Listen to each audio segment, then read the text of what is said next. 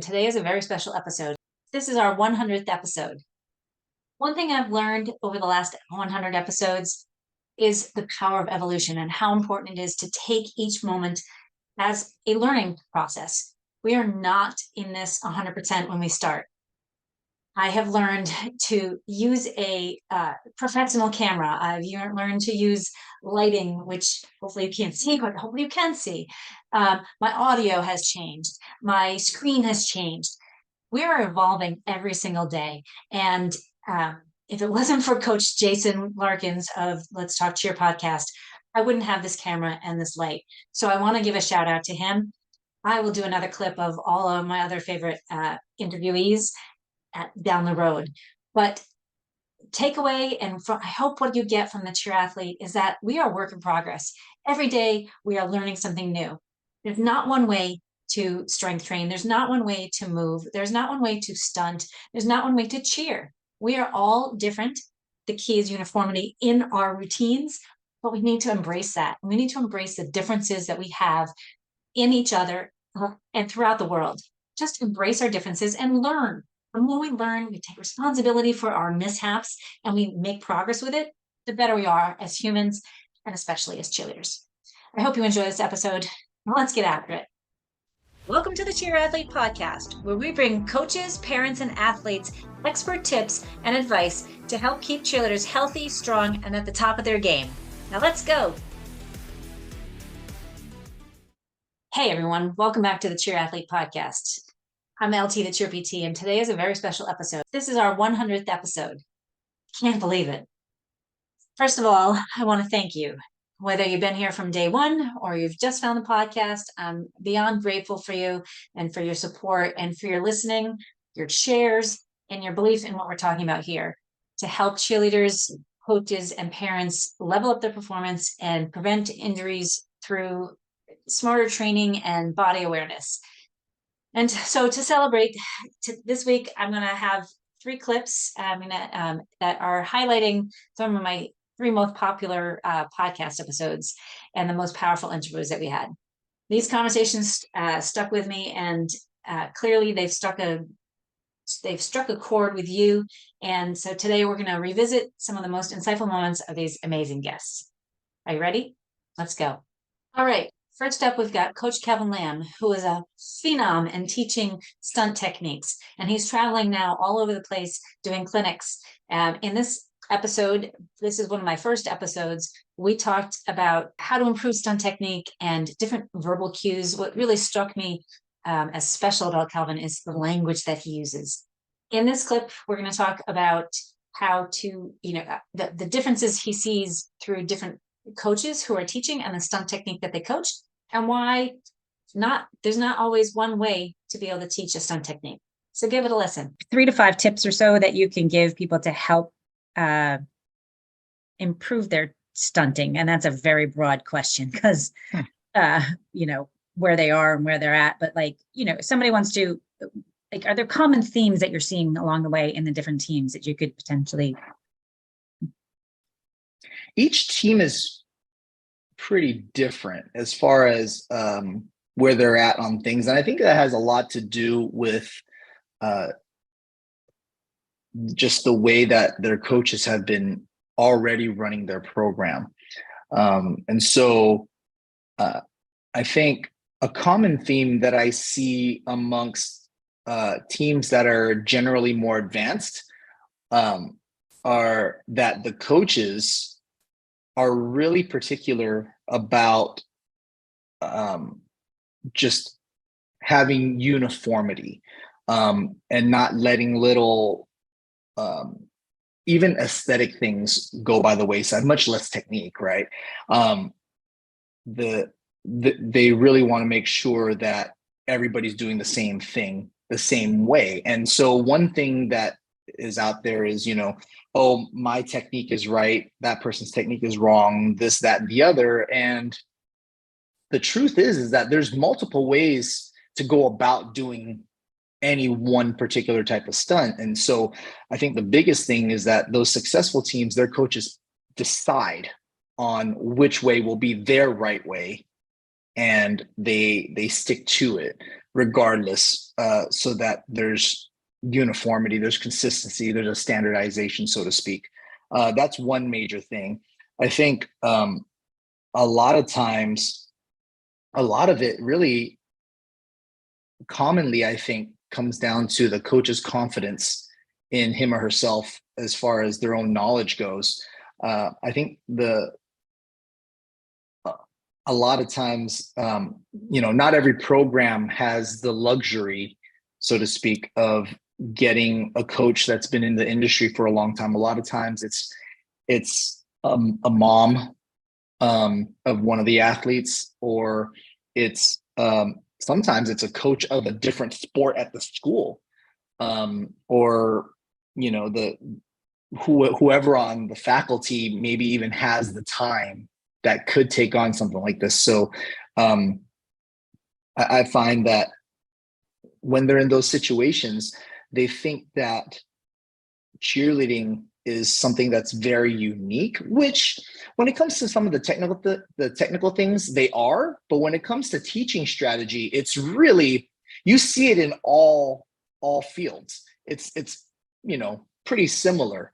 You get your standard different categories of like the types of learners, and then all you do is you research what you feel like you need to know, and then you however it makes sense to you, so that you can then present it back to your athletes, and you make sure that you address each type of learner. And for the most part, you can end up being relatively successful as long as you continue to educate yourself. So I would say those are the kind of the two bigger things, I think, if I were to try to sum it up. I think that can, when I was coaching, and it's been a while since I've coached in general, but there was and I cheered throughout college, but coming back into it, there was a level, I was a long time ago, and the stunting has just changed incredibly. So having somebody come in to help and provide that different eye and give different cues, I think can be very valuable in general. And how do you get to know their learning styles when you're only with them for a short period of time? I don't. I don't. I end up just. That's why I pull up a group and I have a demonstration type of group, a demo group, Yep. And then I pull them through and I have them do the body motion, the body positions, go through the motions, the mechanics of it. So that's the kinesthetic type of thing. And then I try to make a word association so that, and related to something else that they know. So then I address that, the auditory, type. I try to find a way to concisely, as much as I can, address every one of those in the same presentation. So hopefully I capture as much of the audience as possible, but really I don't have the opportunity to really learn in each individual's learning style. Yeah. Next clip, I talked with Coach Lane Lee, who is a mental performance coach, and he works with cheerleaders on improving what we like to call mental blocks. He has great perspective, and this is just a quick clip of how he got into becoming a performance coach and the mental performance side of it. Give it a listen. Welcome to the Cheer Athlete. Today I have with me Coach Lane Lee, who is a mental performance coach and works with cheerleaders and cheer athletes and helping them to improve and get past those mental, we won't call them blocks. So many parents, especially towards the end of that first leg of my coaching career, were telling me, thank you so much. Like, you just have a special way of connecting with the girls and explaining things. And you just have a really unique way of talking. And I never thought about it. Actually, I just did a interview the other day, and I was saying, my more recent philosophy that I've really adopted and like clung to is the idea of the ministry of presence, right? Which is, the showing up for people, even when it's uncomfortable for them, for you. But, I use that to help get my athletes in an uncomfortable place so that they can, Tony Robbins calls it dominating the problem out, right? You can catch them off guard and get them out of their normal way of thinking. And, but it's funny because going back to those earlier years, the parents were telling me these things, but they would also like pair it with like, you should be like a youth minister, or you should be, like a youth pastor or a teacher. And I was like, no way. And it's just funny how, almost 20 years later, I've adopted this idea of like ministry of presence. But yeah, so that's how it started. And the reason that I came back to it was that memory of remembering like I have a specialized knowledge and I have a different way of doing it. And if I were to do this professionally, I want to do it my way. I don't want to work for any gym or be tied down to any program. I want to be a free agent that is consulting and that gets to, I looked at it as an opportunity to travel, to meet new people. I love meeting people all the time. So it was just all those things wrapped up into one. And I got to still do some graphic design for myself, on the back end. So yeah. And when it comes to the mental performance specifically, my sister is 11 years younger than me. And so when I stepped out of cheer, she went into it even harder. She was going level 5, competitive, world's athlete, but I was still the one chauffeuring her to her lessons and her practices for the most part at first. And so she was always telling me, Lainey, so-and-so has a mental block, or so-and-so is really struggling with fear right now. And it was just something about fear that just spoke to me, and like solving this human misconception of fear. And it became my magnificent obsession. Like I really wanted to understand it. And then around that same time, Will Smith's terrible movie After Earth was out, but he had this scene where he's talking to his son. He's injured in a spaceship and his son has to go out and look for help and supplies. And he gives him this long monologue about how fear is not real. Fear is a choice. And though I've since evolved my thinking about it, that was also a catalyst for me. That was something where I was like, it got me thinking differently about fear, because he says, don't misunderstand me. Danger is very real, but fear is a choice. And as I evolved off of that monologue, I came to the conclusion fear is not a choice. It's not a conscious decision. It's something, number one, that is subconscious. It's in our DNA. But number two, it's not the problem. It's how we react to our fear. That's the problem. So that, as you can tell, I really became obsessed with the psychology of performance. And then I realized there are other people doing it, but you can also make it your own thing and just focus on your own niche. So I was like, let's do it. Let's go for it. All right. Next up, we've got Coach Jeff Benson, who of Mind Body Cheer, and he really dives into mindset and not having a fixed mindset. This episode is gold. I hope you enjoy it. Give this clip a listen. Today, I have with me Jeff Benson of Mind Body Cheer out of California. He is Mind Body Cheer is a sports performance company, and Jeff has loads of experience with tumbling and helping teams to progress in mindset, and he's got a background in kinesiology and clinical psychology, and I'm really excited. I've been following you for a while, and everything that you post resonates with me personally, but also I think it's just been so needed in the cheer world and for athletes in general.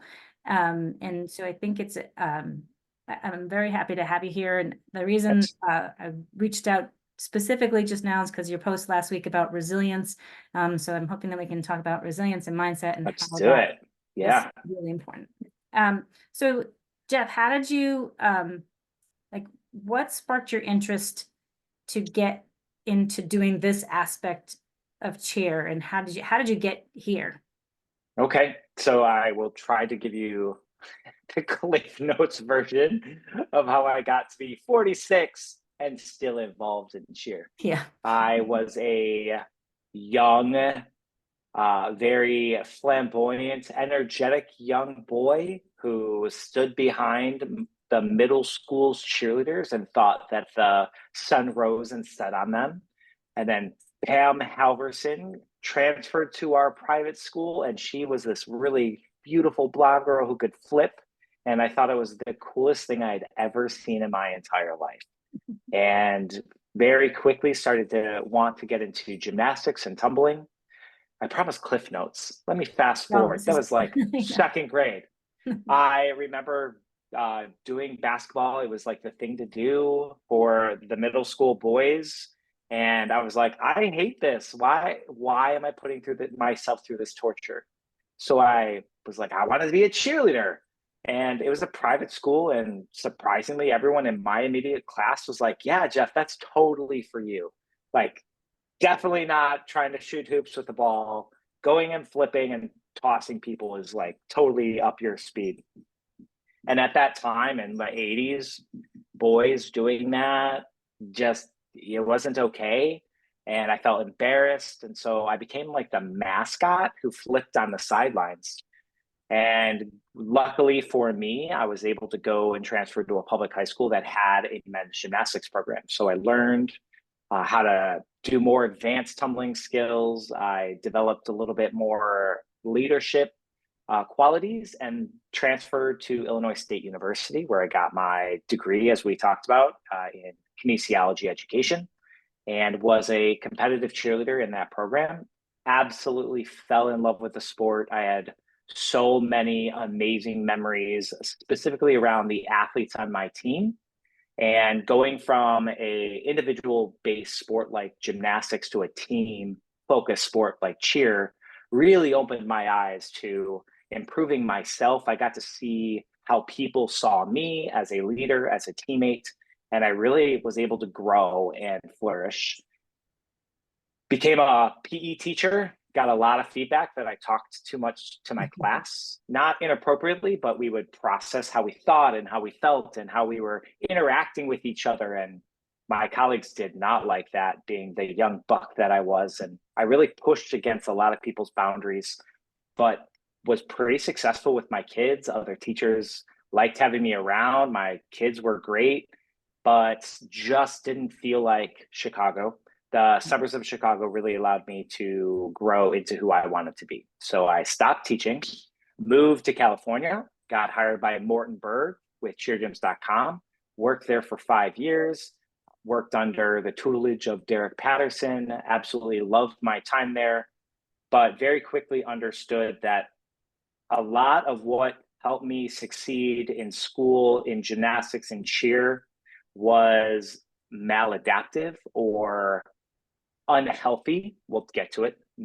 I developed a fixed mindset, essentially.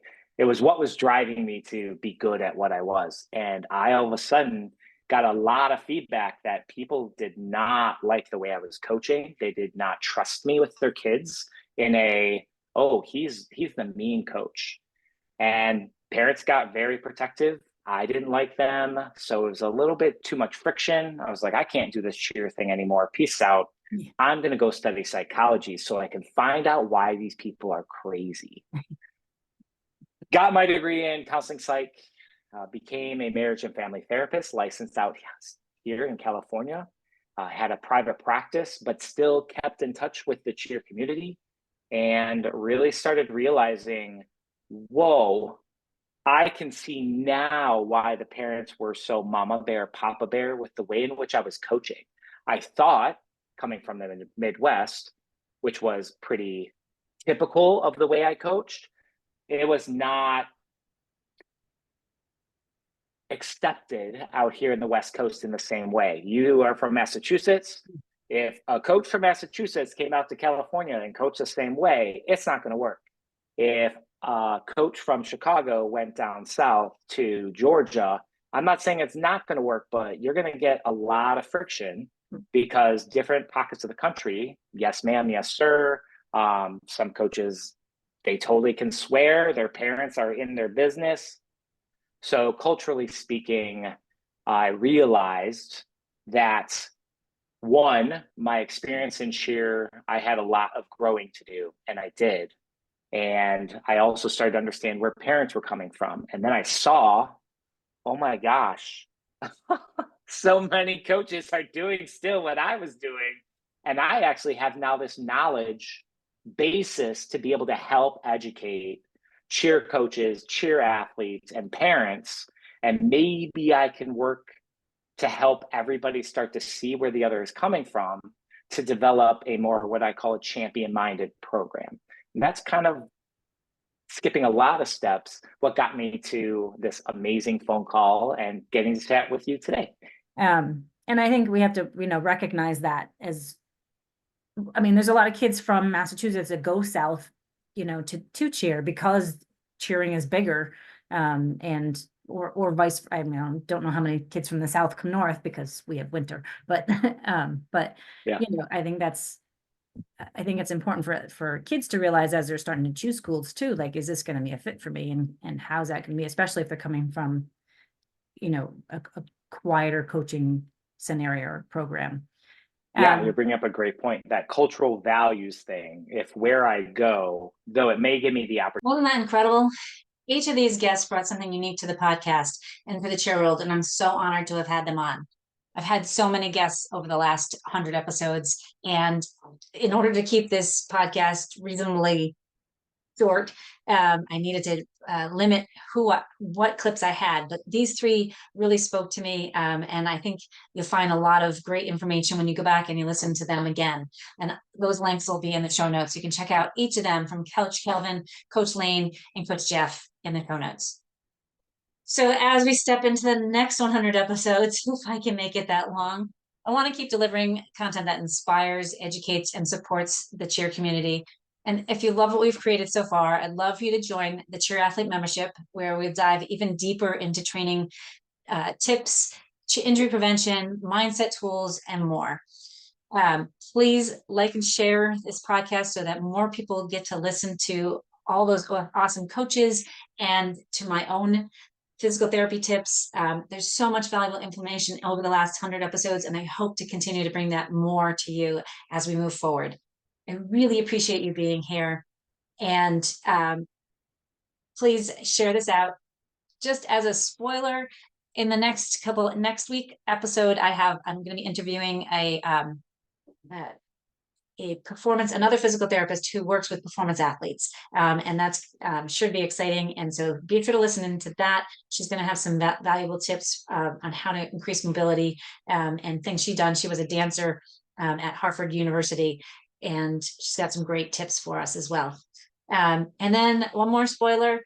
I'm finally finished my book, the strength and conditioning book for cheerleaders, and that's going to be releasing very soon. So stay tuned for more. Over the next couple of weeks, I'll be reading some of those excerpts and sharing some of that. And if you're interested in getting an early edition and doing a pre-sale, just send me a message at laura@movebetterllc.com, and I'll make sure that you know when that gets released. All right. Thanks so much for joining us this week, and I hope you have a wonderful week ahead. Don't forget, when in doubt, breathe it out. Take life one step at a time. You can do anything you put your mind to, and you are responsible for your own vibes, just like my friend Drew Kelleher said. Go have a great day.